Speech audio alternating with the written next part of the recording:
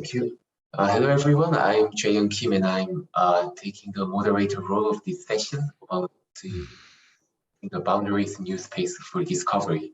So we have 5 talks in this session, and each talk will take 8 minutes of the speech and 2 minutes for questions. So the session will start with a talk by Ylva Pihlstrom about let me check. Yes, the spectral line studies with the ngEHT. So, Ylva, if you're ready, please go ahead.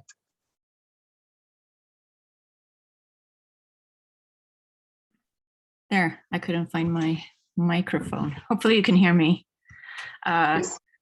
Thank you. So I'll use this time slot to talk about a science case, which is based on SIO masers and SIO maser astrometry, and that could benefit from a future ngEHT, especially if that would include 86 gigahertz receivers, of course. So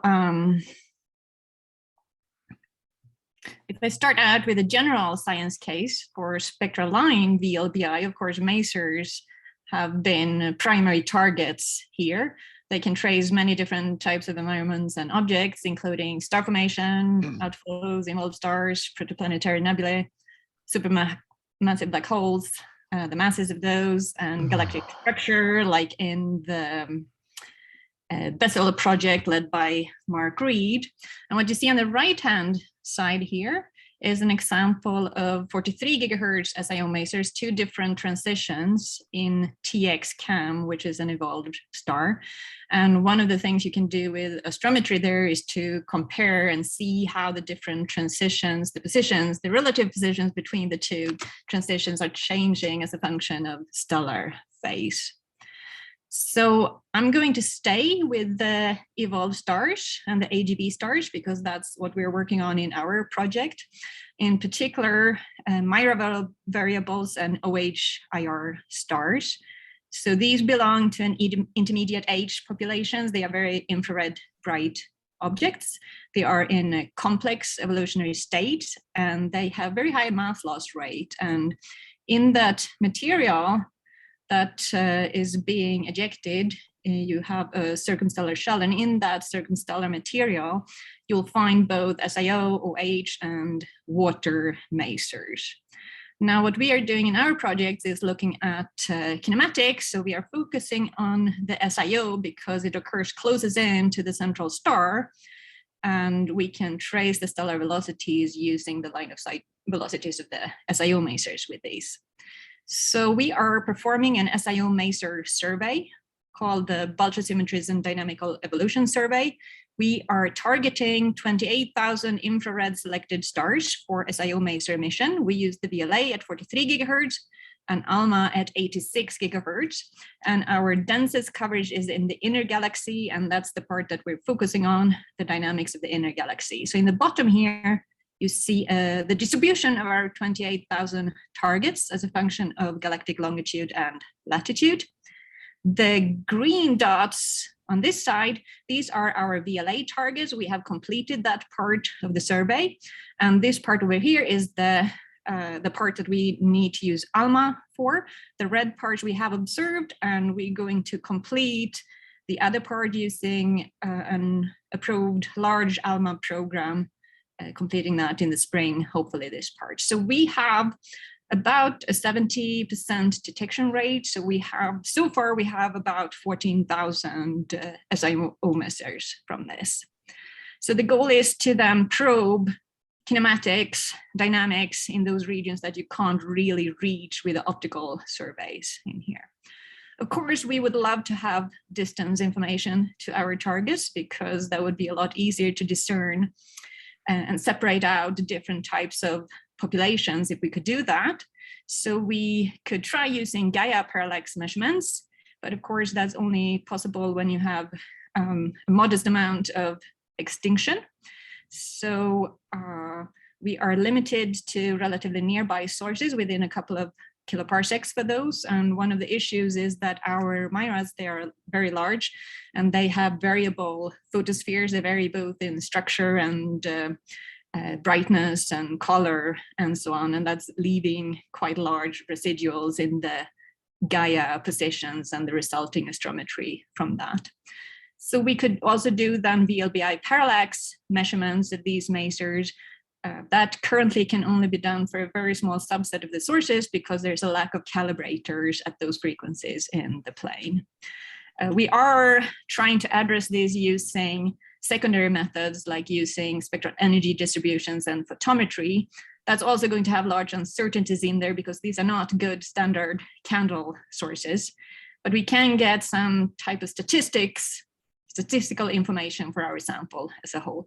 However, we can really only do this if we can tie our secondary methods into parallax distances. All right, so even if we can't get parallaxes, if we could get proper motions, we could derive some 3D velocities and perhaps get information about the orbit family of the stars that we have. Of course, once you get up to the higher frequencies, we're all aware of that we have a very short coherence time that we need to deal with. And for our survey, we have to be concerned about our positional accuracy of the masers. The masers are variable. The galactic bulge is at a low declination. And there are very few usable calibrators. So what you see in this plot is again the distribution of our targets, and the blue dot circles here interspersed. These are Q-band calibrators taken from the VLBI calibrator catalog. And you see it's completely empty here in the central region. If you add K-band calibrators, you're going to find a couple of them in here. So we are working on this. We are doing calibrator observations using VLA, EVN, VLBA, KVN, anything that we can get to use. We have determined that we can improve the SIO maser's position by using cross-matching with 2MASS and or with Gaia. We have also taken some VLBA data to try to work on our phase calibration strategies. To try to get around the issue with not having calibrators, we are also working on a concept that we call shared astrometry. And for that, we're going to rely on the fact that we have a very dense coverage of SIO masers in general.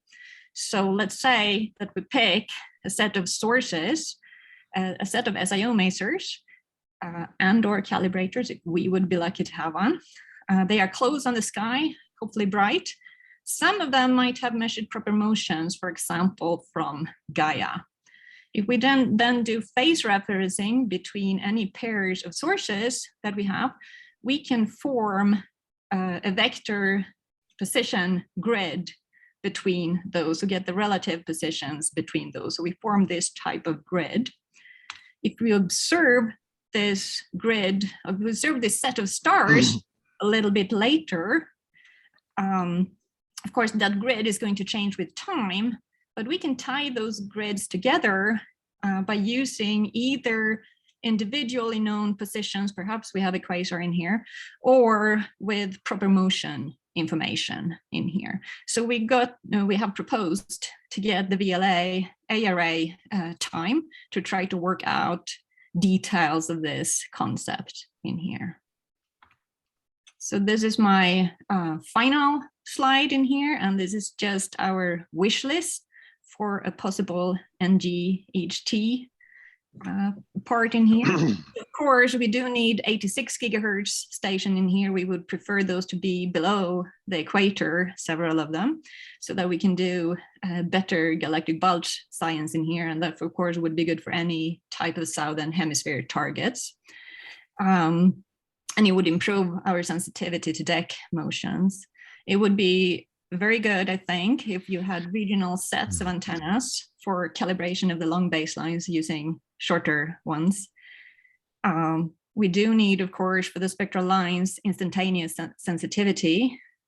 So the more telescopes, the better. That's, of course, good for anything that you'd like to do, but in particular, that's needed, it's crucial in order to do any type of spectral line work. Of course, that's going to help to add in the possibility of using weaker calibrators as well. And for any types of phase referencing, we'd need to have rapid slowing in here and work out our shared astrometry approach in there, especially important for low elevation targets. All right, I'm going to end there. Thank you, Ylva, for the nice talk. We have about 1 minute for questions, and I think Mark raised his hand first, so please, Mark. Hi, Ylva. That's great progress on this large project. I was just curious about one technical detail. You know, we have used 2 background quasars within 0.7 degrees of Sag star at 43 gigahertz with the VLB array. So wonder why those sources weren't on your plot. Yeah, that's a good question. Because I thought I picked the Q-band calibrators from those. Were these listed in the VLBI, were these listed in the VLBI calibrator list?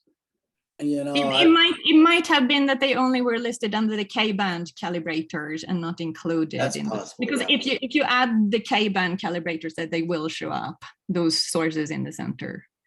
Yeah, they are there. All right. Since the time is moving on, I would like to thank you again and move to the next talk, which is by Sridharan TK about the prospect of ngEHT for radar, applying radar technique to apophysis, I think. So please go ahead if you're ready. Okay, thank you. I'm going to switch gear, going away from you know, the normal discussions in this meeting on black holes and high resolution observations with VLBI, and come right to our backyard, to the near Earth space, where I think that the ngEHT has the potential to make important contributions, delivering new knowledge and understanding. Sorry about the mouthful in the title, and you will understand what it is as we go. Okay, so here about near Earth radar science.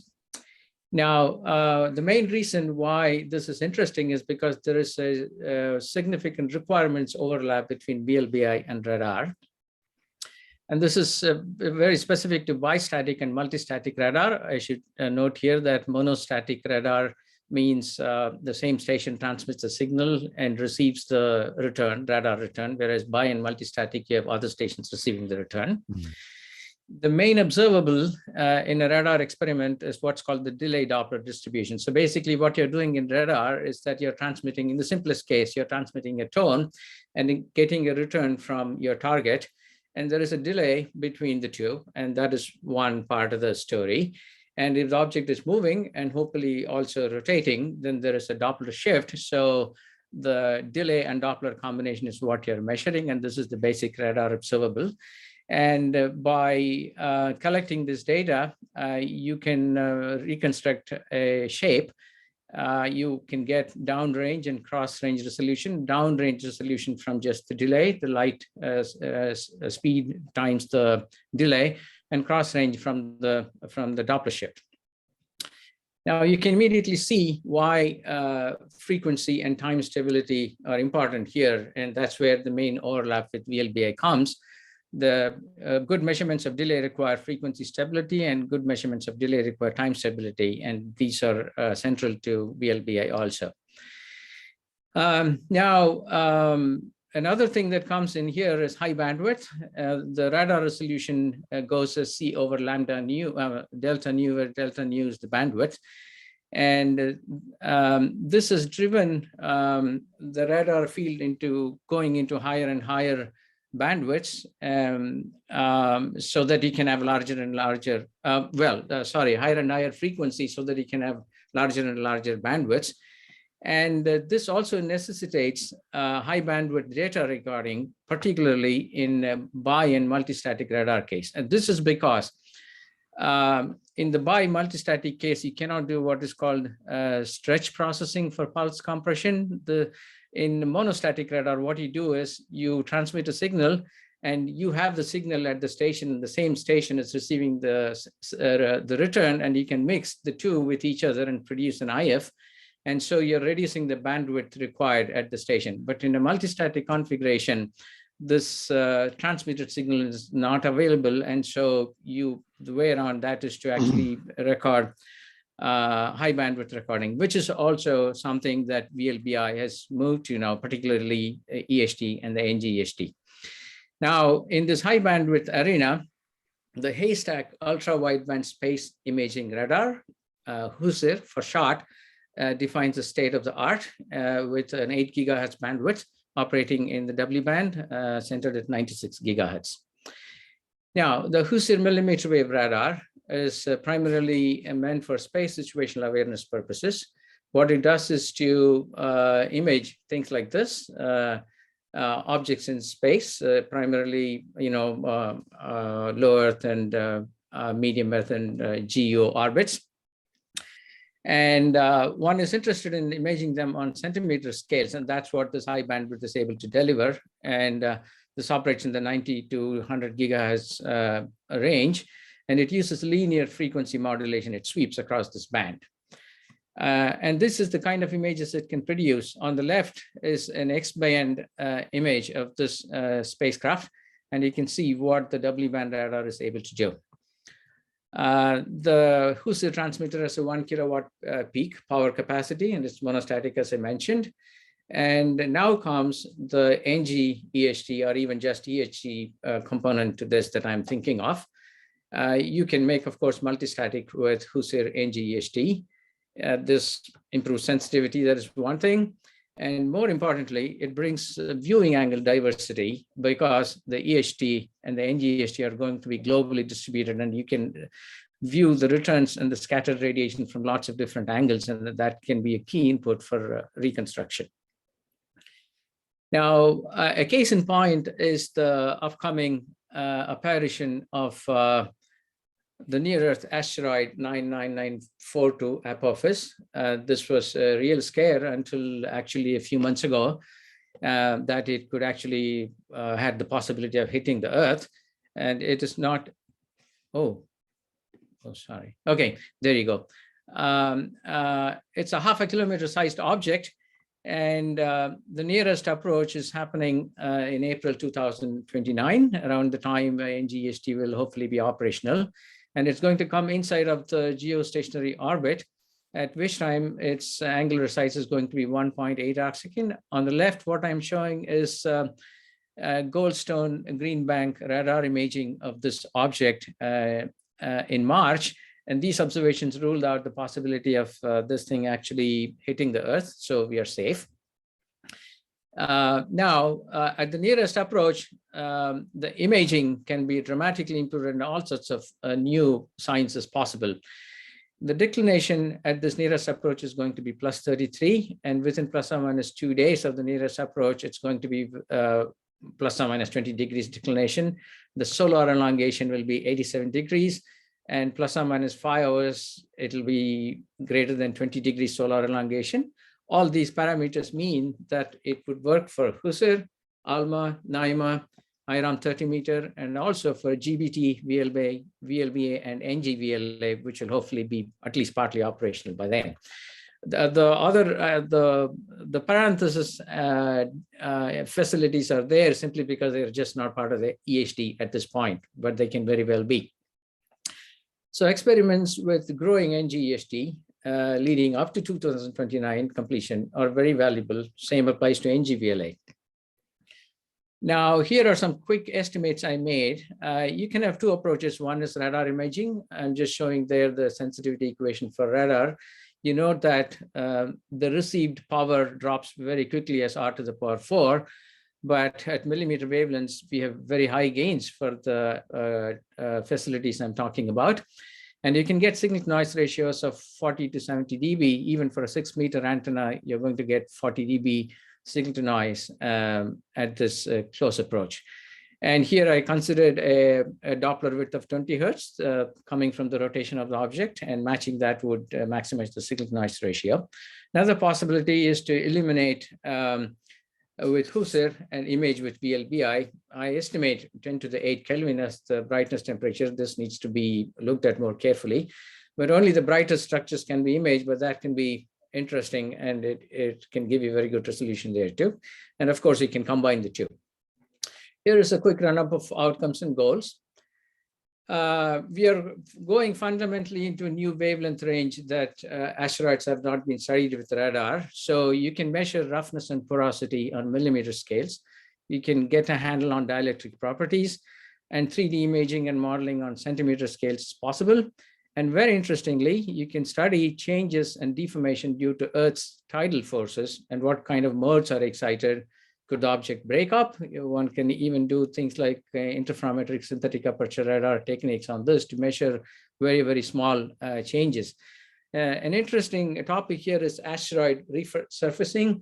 It is believed that asteroid surfaces are changed by tidal interactions with planetary objects, and there may also be a spin change. All of this can be measurable, and using millimeter radar, you'll be sensitive to very small level resurfacing results. And also new imaging methods, things like temporal and spatial closure phase and multistatic radar. This can produce cross-pollination with the radar community. All this is very interesting. And finally, to close, I want to mention a reverse impact that this can have on ngEHT, because ngEHT can contribute to the space situational awareness goal of the Husser facility. And this spin-off can lead to some funding. And this is enabled by the global coverage and viewing angle diversity, which are key. So I think there is a lot going for this, and I'd like to stop there and try to field any questions. Thank you. Thanks a lot. We are running all over the 10 minutes, but if you have any short question, please raise your hand.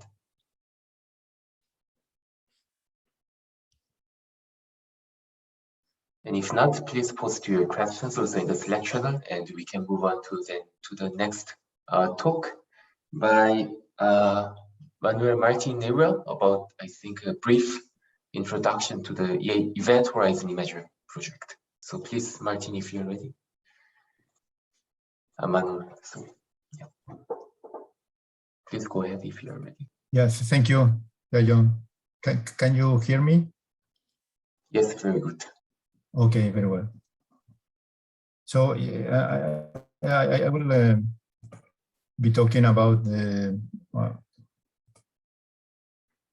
Event Horizon Imager concept and status, and this work has been done together with Volodymyr Kudryashov and Don DeVille, colleagues of mine at the European Space Agency. So what is the Event Horizon Imager? It is a mission concept being studied internally at ESA with the objective of getting a high resolution image of the event horizon of a black hole of well-known mass like Sagittarius A to verify general relativity in extreme gravity conditions. And the elements that we are using for this mission in order to fulfill that objective are first the use of a sub-millimeter wavelength to pierce through the interstellar medium and space-to-space interferometry, which avoids atmospheric effects entirely. So the idea is to fly 2 satellites in medium Earth orbit at an altitude below the GNSS constellations, but with a small offset between the satellites in altitude, which induces some relative motion and will give us the right UV coverage. Now, the altitude offset defines the temporal sampling of the image. So 23-kilometer offset will give you 1 image every 30 days, while 230-kilometer will give an image every 3 days. The advantage of flying the 2 satellites in the same orbital plane is that you can launch them together in a dual launch in Ariane 6, for example, and you see the picture. And the antenna is made of a single dish of around 4.5 meters. So the spacecraft configuration has not been studied in detail, but only sketched. So we expect to have the main dish, some sun shields around it, a payload module, and below a service module.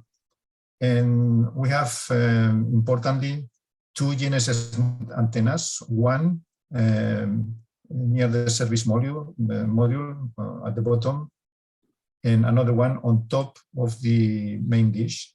And these are critical for the relative positioning between the two satellites and to fix the baseline.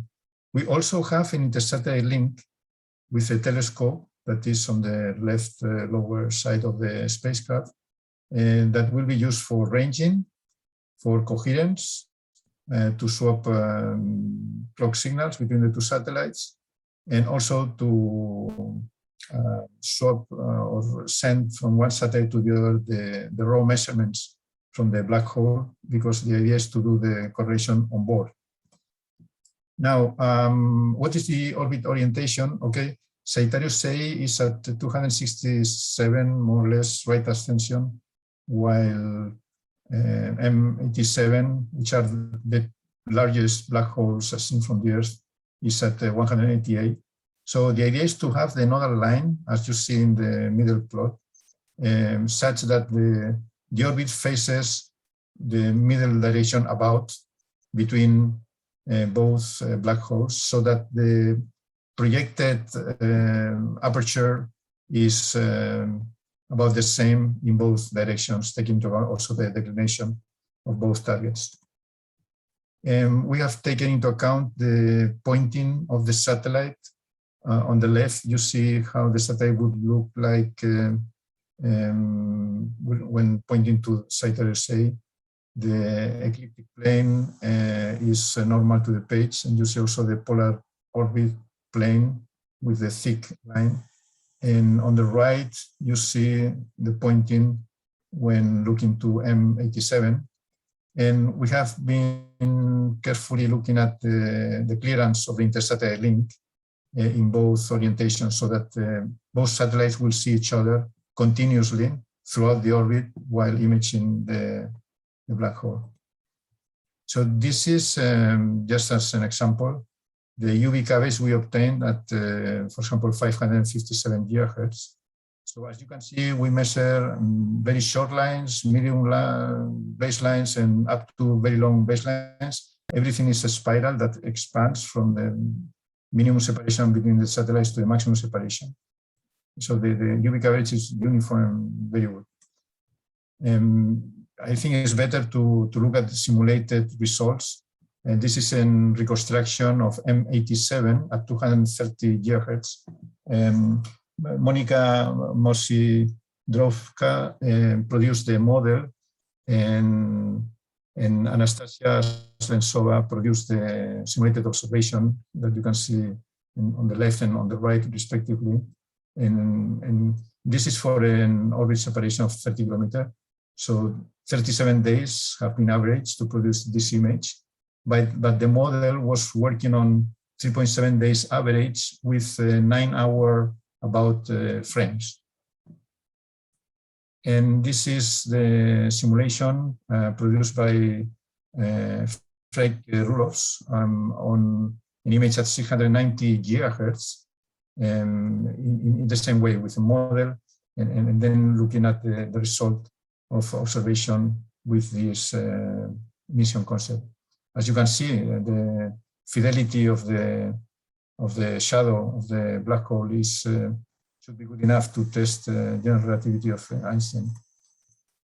Now, the coherent operation is ensured thanks to the swapping between local oscillators across the satellite. This concept has been, I have to say, successfully demonstrated in the laboratory, and the details of this demonstration will be presented tomorrow at 4:30 UTC time by Volodymyr Kudryashov in the instrument and outreach session.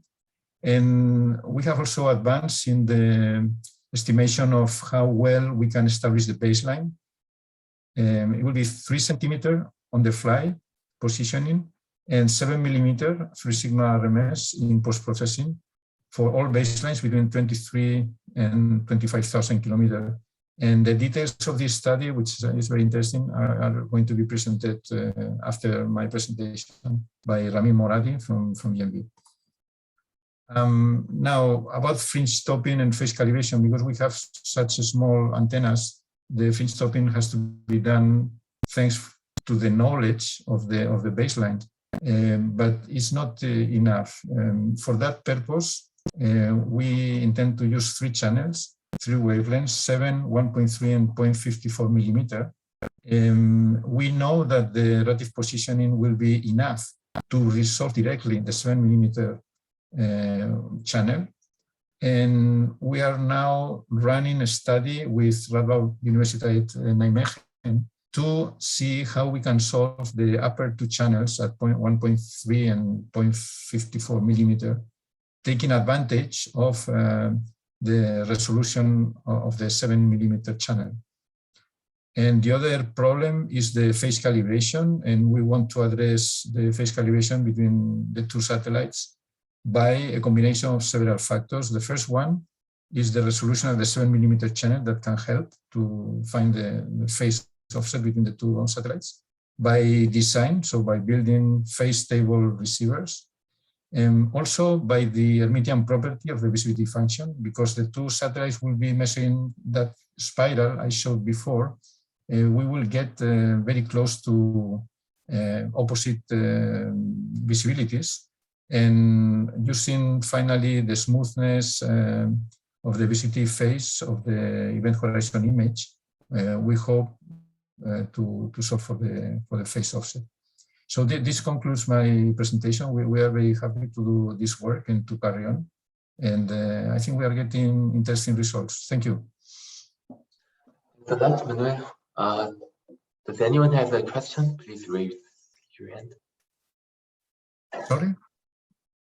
No, sorry, I was asking to the audience. I don't see any hands raised up, so if you have questions, as the same as before, please go to the Slack channel to write down your questions. So since the time is running out, I would like to move to the next session. So, the next talk, which is by Ramin Moradi, as introduced during the talk, again about the event horizon imagery.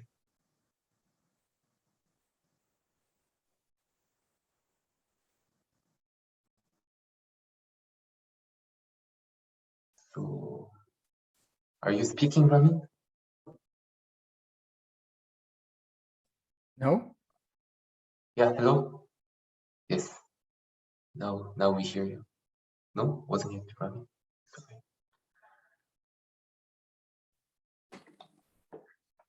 Okay, well, please unmute yourself. Sorry, can you hear me now? Yep. And can you see my screen as well? Yeah. Yes, sorry for that. Please start. Yes, hi everyone, and thank you for attending this presentation, and thank you, Manuel, for the introduction. So I'm going to talk regarding the achieving precise relative positioning for the 2 spacecraft, basically, new spacecraft. This work is part of the NAVIS program, which was funded by ESA, and the work has been done by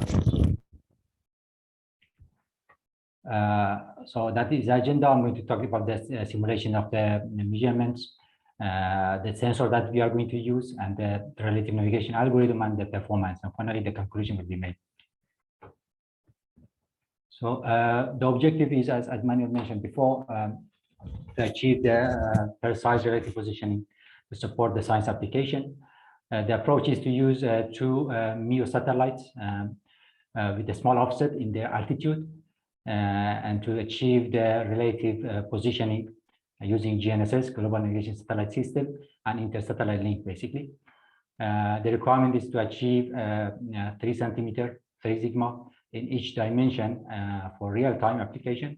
And in the post-processing, we are aiming to achieve 3 millimeters, basically, in each dimension. The left plot shows the 2 satellite separation over time. As you see in the beginning, the 2 satellites are very close to each other, and as we are progressing around day 29, the distance or separation will reach up to like 25,000 kilometers. The red area shows where the Earth is blocking their view, so they cannot see each other. The right plot shows the orbital plane. The red line is basically the orbital plane of the two spacecraft, the ngEHT, so-called ngEHT. As you see, it has been planned in a way that has a minimum projection to the direction of the black holes, M87 and Sagittarius A, so that we can get the most benefit to image those black holes, basically.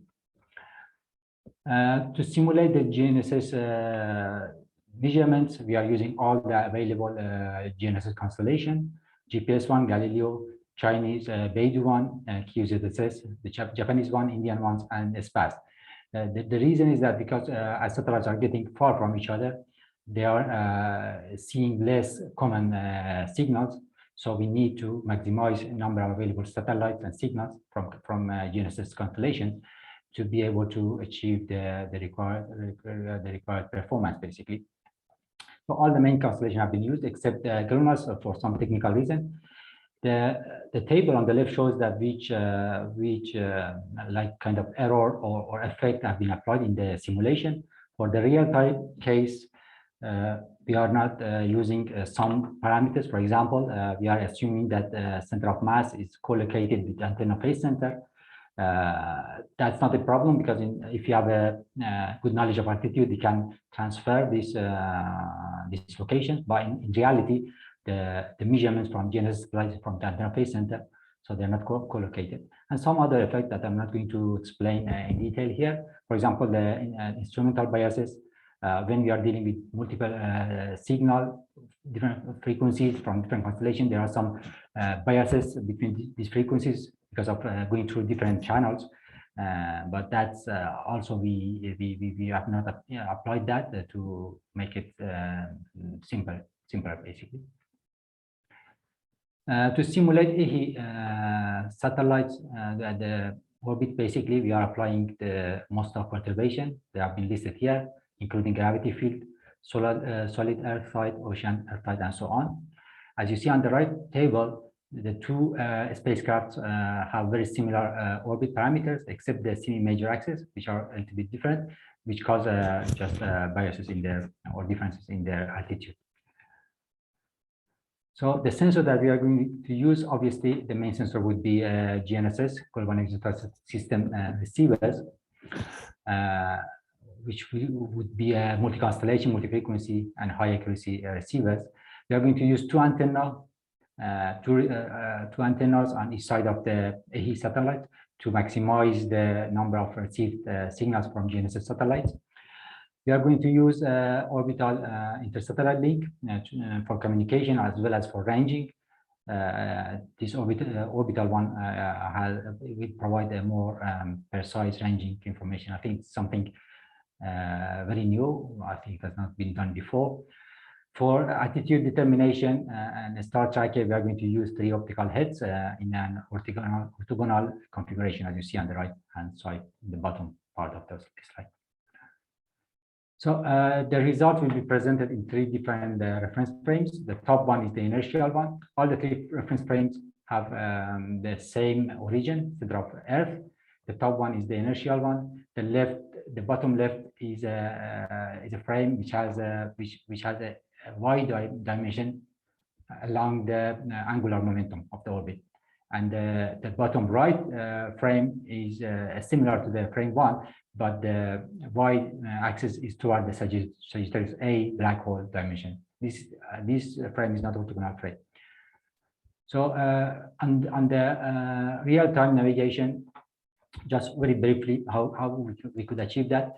So we've done absolute positioning for each spacecraft using the least square approach for ngEHT1, ngEHT2. Then we feed those absolute positioning to the relative extended Kalman filter, well known in the positioning and navigation field. And then we achieve the relative positioning. So on the right-hand side, just very high level, how an extended Kalman filter will work. In this case, we will we'll use dynamic model to predict the state and the covariance matrix, and then the measurements will be used to update the prediction, basically. One point to mention here, when we are dealing with the carrier phase measurement, which is more accurate than the code one, in case of GNSS, we need to deal with a parameter called ambiguities or integer ambiguities. But in this case, we assume that is known. That's another field that it needs its own discussion. So there are techniques to achieve the ambiguity resolution, but in this case, we assume that it has been known. These are the results and a snapshot of the results using our real-time filter. Basically, there are three columns of the result. The left one is the inertial frame. The middle one is the one which has the y-axis toward the basically aligned with the angular momentum, frame one, so-called frame one, and the right one is the result based on, according to the frame two, which has the y-axis toward the black hole. The top panels are the position, the bottom one are velocity. Let's concentrate on the position, which is more important. As you see, and these are the results for day 29, which has the maximum, the longest baseline, 25,000 kilometers, which is the most challenging one, basically. And in this case, we are using both Q1 and Q2 antenna and intersatellite link. The solid black line shows the accuracy we are achieving, and the dashed black line is the requirement, basically. Yes. So in all three frames, you see that the solid black line is within the requirement. If you look at the other observation is that we have a better performance in the X dimension, and that's because of the intersatellite link, which is helping the baseline. Basically, for post-processing, we are using a batch filter of 48 hours of data. First, we perform precise orbit determination in absolute way for each individual spacecraft, and then we fix the position of one spacecraft, and we recalculate the position of the second spacecraft using the intersatellite link to improve the accuracy. These are the snapshot, basically, of the result we are achieving in the post-processing mode. Basically, the top plot is the day 1, and the bottom one is the day 29, and the left one is the frame 1. The right plots are the frame 2. The frame 2, just to remind you, has the access toward the black hole. As you see, the black curve, which are the baseline or x-axis, are the best among the other axes, and that's because of the intersatellite link, obviously. And the day 29 shows the same. But it's more clear because it's more challenging and the error is bigger. Just the dimension of day 1 and 2 are not the same scale, basically. So that's within 1 centimeter, basically, in the post-processing we have achieved. So to conclude, in real time, we achieved the 3 centimeter requirement, and the other observation was that intersatellite link was helping just in the baseline direction, but not in the other two dimensions. For post-processing, the same performance, the same observation we obtained, that intersatellite link is helping only mainly in the baseline dimension. So we are achieving for post-processing 7 millimeter in the worst case, which is the last day 29. So that was a good achievement, although it's not, it's a bit far from the 3 millimeter requirements, but there might be some rooms for improvement. Just at the end, I should mention that in the simulated data, we didn't apply all the effects, such as as I mentioned before, phase antenna center offset, phase wind-up, and biases. Yeah, and that's all from my side. Thank you all for the interest. Thank you, Ramin. I see that Lindy has a question. Ramin, it's really interesting to hear about these new techniques. I was wondering if you had anything like a spectrum of the displacement errors or do you know that the rough time scales in which these measurements can be made and where it can't be made? Sorry, could you explain more? I didn't get the question. Well, yeah, you showed the time series over hours. You know, Okay. I was wondering what the relevant timescales were if you knew what it would be like if you wanted to evaluate displacement errors on much more rapid timescales, for example, like minutes or seconds.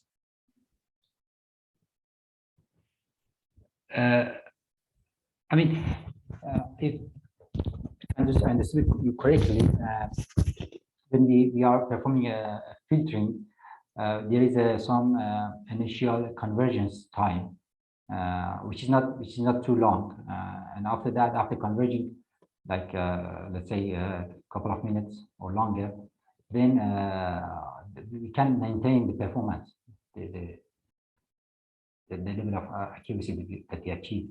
So for as long as we can track the GNSS satellites continuously.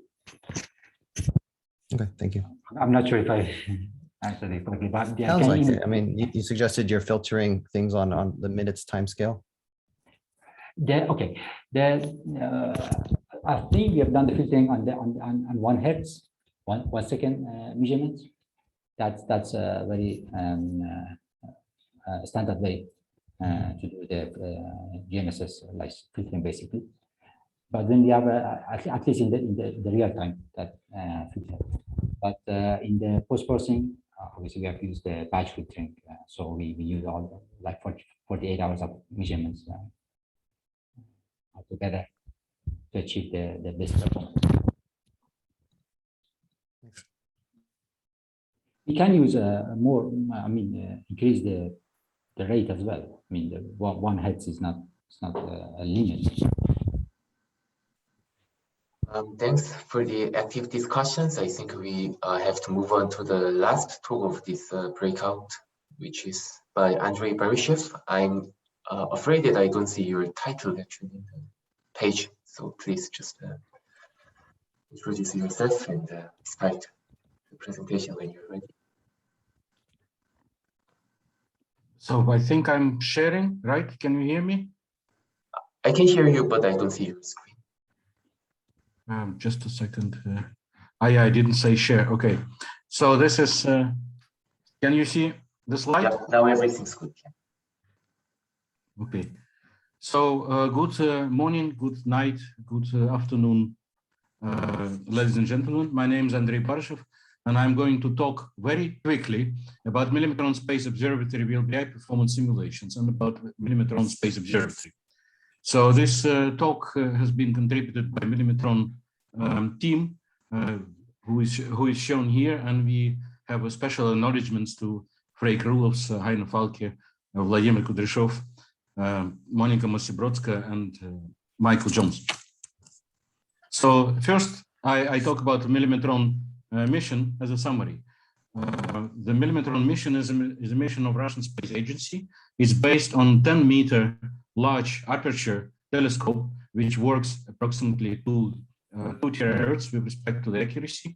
This telescope will be mechanically cooled with the goal less than 10 Kelvin, and it will be inserted in orbit around L2 Lagrange point, and perhaps with the moon gravity assist to transfer to elliptical orbit later in order to perform better VLBI observations.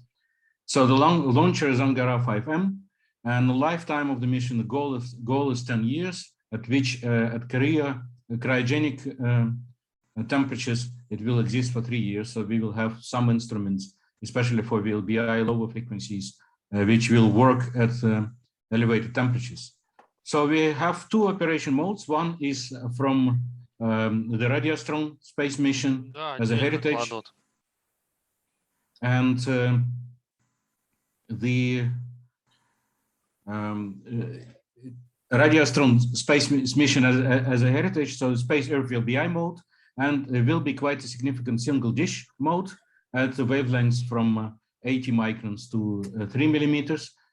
We can achieve rather good sensitivity for the single dish modes because of the cold mirror, and for that we will have an adequate instrumentation from heterodyne receivers to an imaging cameras, which will be able to image the polarization as well, to measure the polarization of the image, and so on. So the minimetron is already in advanced phase of development. So the spacecraft bus and instrument is in phase A. Antenna is much more developed, it's in phase B.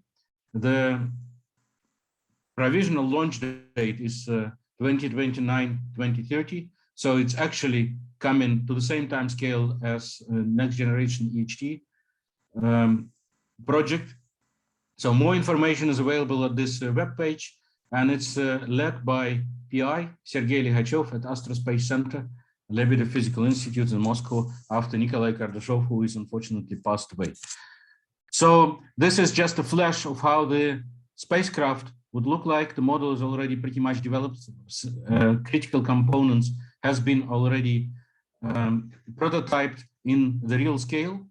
So it will fit in the stove configuration on the Angara launcher, as it's shown here. It's a new Russian launcher.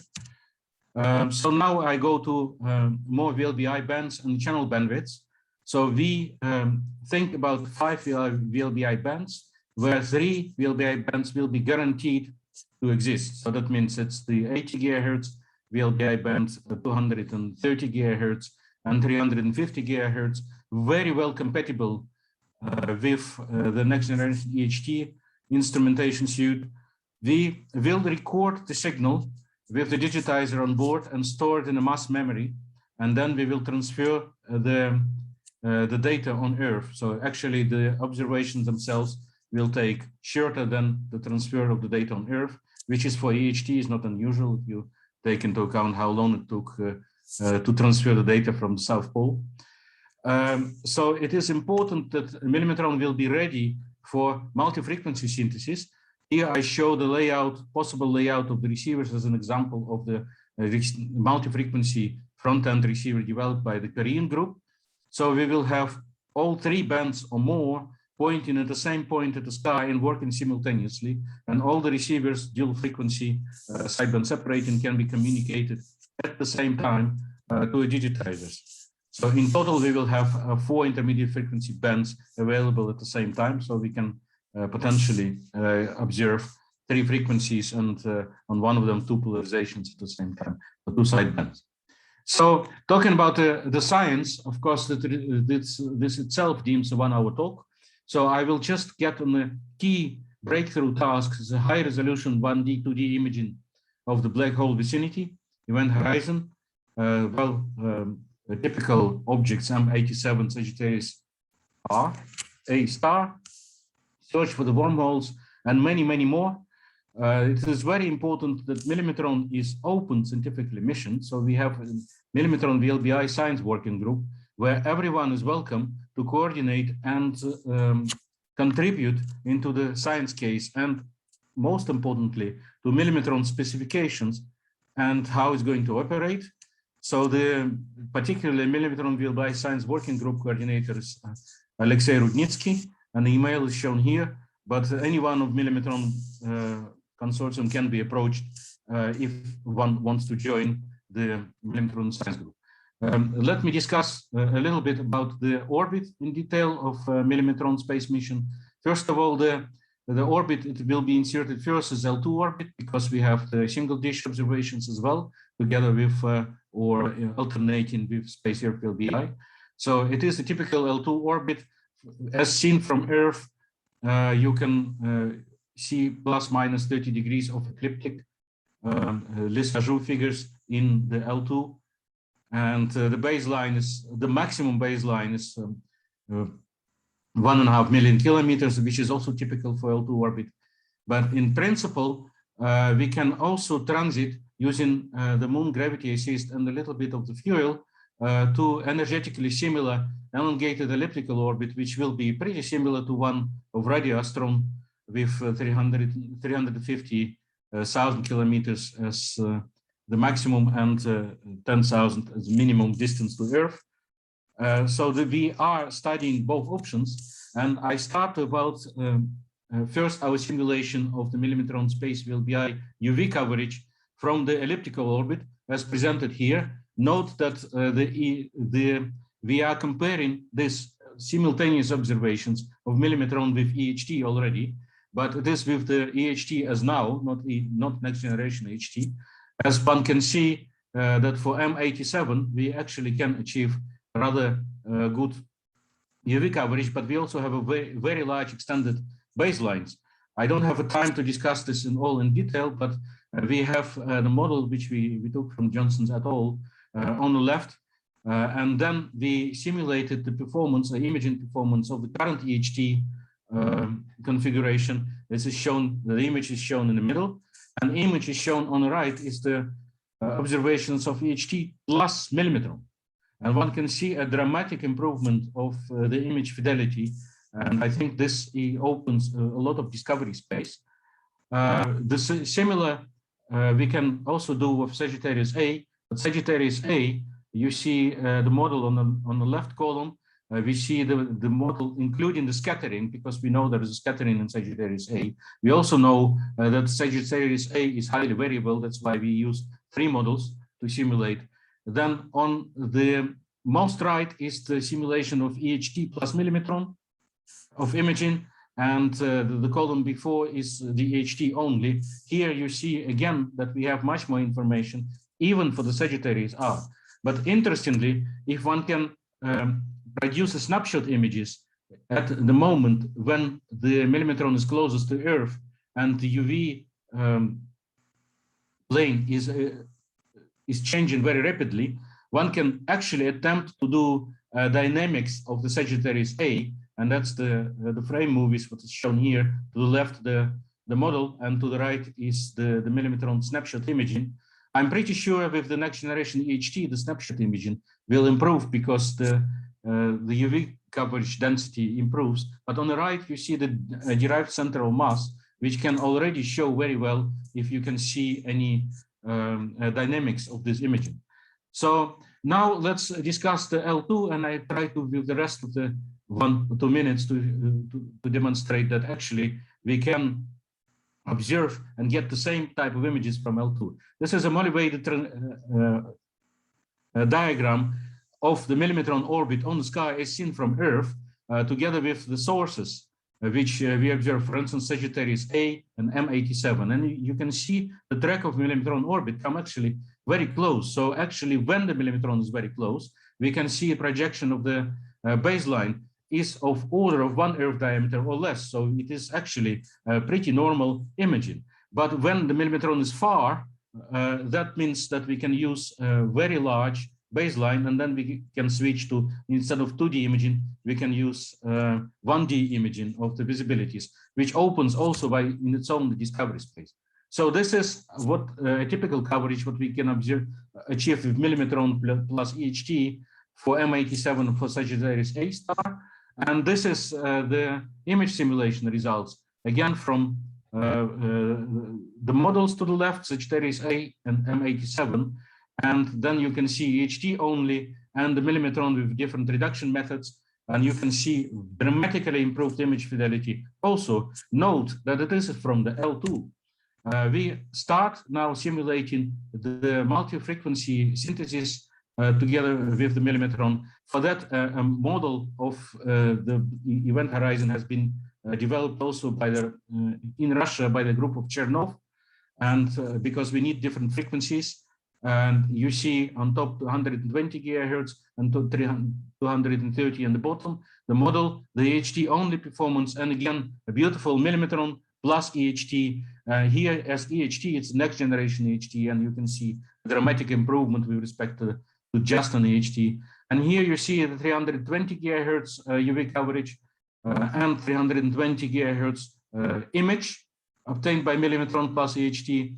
And in the middle panel is a multispectral image, taking into account the information from all 3 bands and currently taken 220 gigahertz. You see a dramatic improvement of imaging, and you see what is possible when millimetron works together with EHT. But of course, not only the 2D imaging is possible, because 2D imaging is only possible when millimetron comes close on the sky to the source, and that can be within 2 months period once a year, because the opposite direction is of course towards the sun.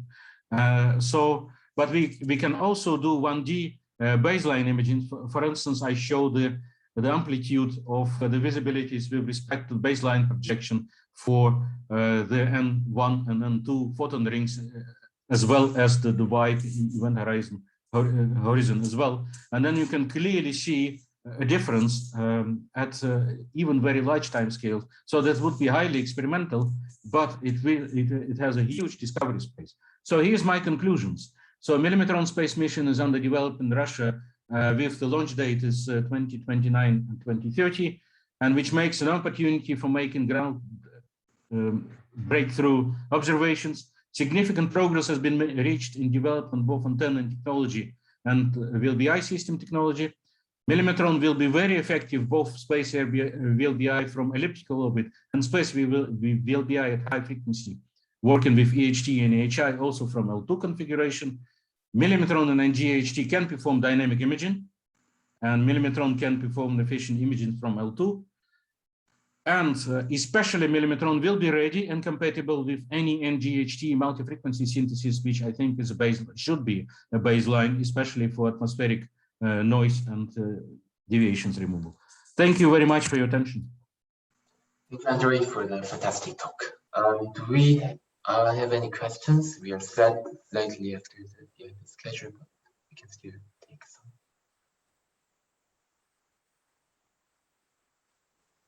If not, I would like to thank all the speakers. It's a breakout session, and please also, the selection will still be running also. Please post your questions there if you have any. So I think that's the formal end of the breakout session, and we will, I think, be the 10 minutes coffee break now. Thank you, everyone.